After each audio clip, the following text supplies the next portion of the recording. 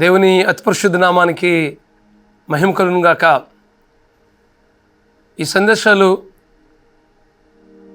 మీ మధ్య పంచుకోవడానికి దేవుడు మాకు ఇచ్చిన ఈ ఆధిక్యతను బట్టి దేవునికి స్తోత్రాలు చెల్లిస్తూ ఈ సందేశంలోనికి మనందరినీ ప్రేమపూర్వకంగా ఆహ్వానిస్తూ ఉన్నాను. ఈరోజు కీర్తన గ్రంథం 145వ కీర్తన 19వ వచనం చదువుకుందాం. తన యందు భయభక్తులు గల వారి కోరిక ఆయన నెరవేర్చును, వారి మొర్ర ఆలకించి వారిని రక్షించును. దావీదు తన జీవిత అనుభవం నుంచి మాట్లాడుతున్న మాటలు ఇవి. తన యందు భయభక్తులు గల వారి కోరిక ఆయన నెరవేర్చును. ఎంత గొప్ప మాట ఈ మాట. దావీదు తన జీవితంలో ఎన్నో అనుభవాలు పొందుకున్నాడు. దేవుడే తన జీవితానికి రాజుగా ఉండి నడిపించాడు. తన జీవితంలో ప్రథమ స్థానం, అత్యున్నతమైన స్థానం దేవునిదే.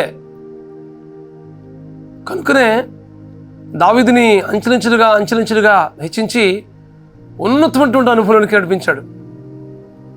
ఇశ్రాయేలుకి రాజుగా చేశాడు. 40 సంవత్సరాలు అద్భుతంగా పరిపాలించాడు. ఎక్కడో గొర్రెలు కాసుకుంటూ ఉండే దావీదుని ఇశ్రాయేలు రాజుగా చేశాడు కదా. ఆయన కూడా కోరిక ఉండేది, యెరూషలేమును జయించాలని, దాన్ని స్వాధీనపరుచుకోవాలని. యెబూషీయులు దాన్ని పరిపాలిస్తున్నారు కాబట్టి వారిని ఎలాగైనా జయించి దాన్ని స్వాధీనపరుచుకోవాలని తన జీవిత కోరిక. ఆ కోరికను దేవుడు నెరవేర్చాడు. మన జీవితంలో మన ఎలాంటి వాంఛ ఉందో, ఎలాంటి ఆశతో ఉందో దేవుడు తప్పనిసరిగా తీరుస్తాడు. ఎప్పుడు అంటే ఆయన యందు భయభక్తులు కలిగి జీవిస్తున్నప్పుడు. జకర్యా తన క్రమం చొప్పున మరి పరిచర్య చేస్తున్నప్పుడు, యాజక ధర్మం చేస్తున్నప్పుడు ఆయన ప్రార్థన చేస్తున్నప్పుడు గాబ్రియేలు దూత వచ్చి జకర్యా నీ ప్రార్థన వినబడింది అని అన్నాడు. ఏం చేశాడు ప్రార్థన? ఇక్కడ మనం చూసినట్లయితే జకర్యా, ఎలిజబెత్ చాలా వృద్ధాప్యాలు ఉన్నారు, వారికి పిల్లలు లేరు. కనుకనే జకర్యా ప్రార్థన చేస్తూ ఉన్నాడు. ప్రార్థన ఆలకించిన దేవుడు యోహాన్ లాంటి గొప్ప అద్భుతకరమైనటువంటి బిడ్డనిచ్చాడు. దేవుడు మార్గాలన్నీ సరళం చేశాడు. యోహాను దేవుడు మన హృదయవాంఛలు తీర్చే దేవుడు. మన దేవుడు మన కోరిక ఏదైనా ఉన్నట్లయితే దేవుని ముందు మనం తెలియపరిచినప్పుడు దేవుడు తప్పనిసరిగా మనం తీరుస్తాడు. అయితే మన కోరికను తీర్చాలంటే మనం పాటించవలసిన ఒక నియమం ఏంటంటే ఆయన యందు భయభక్తులు కలిగి జీవించడం. దేవుని యందు భయభక్తులు కలిగి ఎప్పుడైతే మనం జీవిస్తామో మన హృదయ వాంఛలు ఏదైతుందో వాటన్నిటినీ తప్పనిసరిగా నెరవేరుస్తాడు ఆయన. అసలు దేవుని యందు భయభక్తులు కలిగి ఉండడం అంటే ఏంటి? చెడుతనాన్ని సహించుకోవడమే, దేవునికి ప్రథమ స్థానం ఇవ్వడమే, దేవునికి అత్యున్నతమైన స్థానం ఇవ్వడమే, దేవునికి ఇచ్చిన స్థానం మరి దేనికి ఇవ్వకుండా ఉండడమే దేవుని యందు భయభక్తులు కలిగి ఉండడం అంటే. కాబట్టి వాక్యం ఉంటుంది మీ జీవితంలో. మీ కోరిక ఏదైనప్పటికీ, మీ హృదయవాంఛ ఏదైనప్పటికీ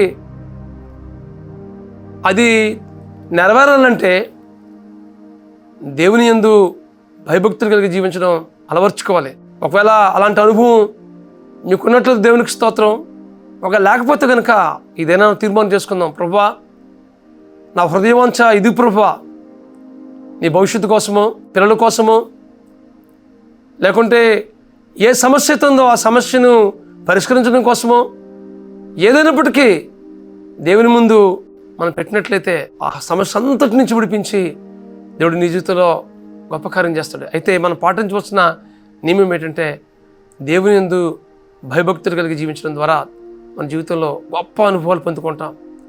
అలా దావీదు పొందుకున్నాడు, జకర్యా పొందుకున్నాడు, హన్నా పొందుకుంది. చాలామంది భక్తుల జీవితంలో వారి హృదయవాంఛను దేవుడు తీర్చాడు.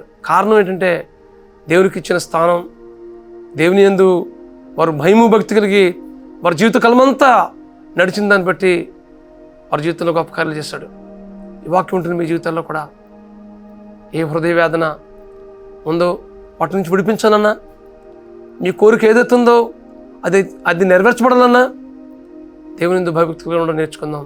అట్టి కృప పరిశుద్ధాత్మ దేవుడు మీకు అనుగ్రహించి నడిపించిన గాక. ప్రార్థన చేసుకుందాం. బ్రహ్మస్వరూపుడా, మహాకృపగల మా తండ్రి, ఇదిగో ప్రభా, మా ప్రియుల జీవితంలో వారి హృదయవాంఛలు తీర్చండి ప్రభా. వారి బిడ్డల కోసం, భవిష్యత్తు కోసం, ఏ సమస్యలతోనో సమస్యల విడుదల కోసం ఎలాంటి ఆలోచన కలిగి ఉన్నారో ప్రభా, ప్రతి ఆలోచన మీ చిత్తానుసారంగా నెరవేర్చి మీరు మహిమ పొందమని ప్రార్థిస్తున్నాం ప్రభా. అయితే మీ యందు భయభక్తులు కలిగి జీవించడం మాకు నేర్పించమని ప్రార్థిస్తున్నాను ప్రభా.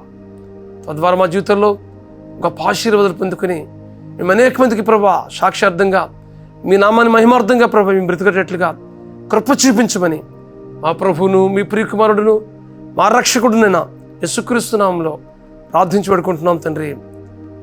ఆమేన్, ఆమేన్, ఆమేన్. మీ కోరిక ఏదైనప్పటికీ దేవుడు తీర్చిట్లో, దానికి మంటే ముఖ్యంగా దేవుని యందు భయభక్తులు కలిగి మీ హృదయవాంఛ తీర్చిట్లో పరిశుద్ధాత్మ దేవుడు మీకు సహాయం చేసి నడిపించును గాక. God bless you friends. Have a wonderful day.